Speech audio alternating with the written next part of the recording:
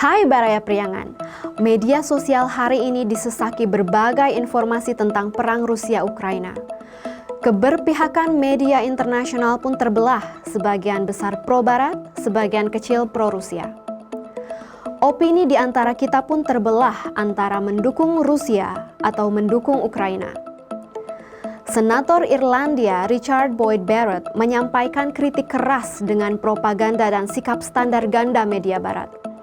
Barrett dengan tegas membandingkan reaksi tak adil dunia Barat atas penyerangan Rusia ke Ukraina yang baru berlangsung 2 pekan dengan perilaku Israel yang telah menginvasi dan menganeksasi Palestina selama berpuluh-puluh tahun. Dengan menggebu-gebu, Barrett mempertanyakan mengapa negara-negara Barat tidak ada yang memberikan sanksi kepada Israel seperti yang dilakukan kepada Rusia. At the decades of brutal, inhumane persecution of the Palestinians, successive assaults on Gaza, the annexation of their land and territory, the systematic application of apartheid rules, you don't want to even use the word apartheid. Never mind sanctions.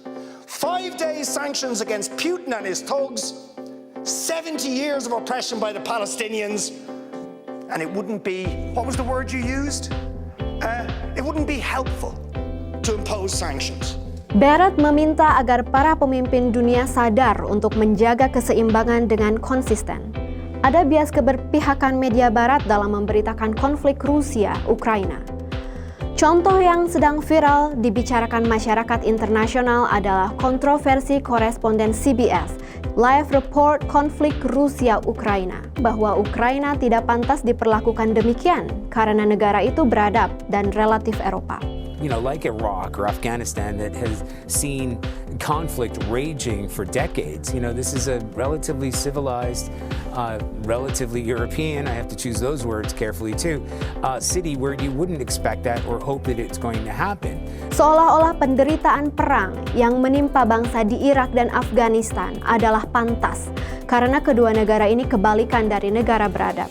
Contoh lain adalah media Barat yang ramai-ramai menyiarkan video masyarakat sipil Ukraina yang melawan militer Rusia dengan membuat bom Molotov. Konteks yang sama mustahil dipertontonkan jika pelaku perlawanan menggunakan bom itu dilakukan orang berkulit coklat atau warga negara Palestina. Dikutip komentar warganet di Al Jazeera, jika itu dilakukan oleh mereka, media Barat akan mencap sebagai teroris yang pantas menerima pemboman pesawat tak berawak Amerika Serikat Israel atau Amerika Serikat Saudi. You see these images of, Ukrainians with guns being hailed as heroes, and for us, constantly what we heard was, we're terrorists. For Palestinians, our resistance has been criminalized.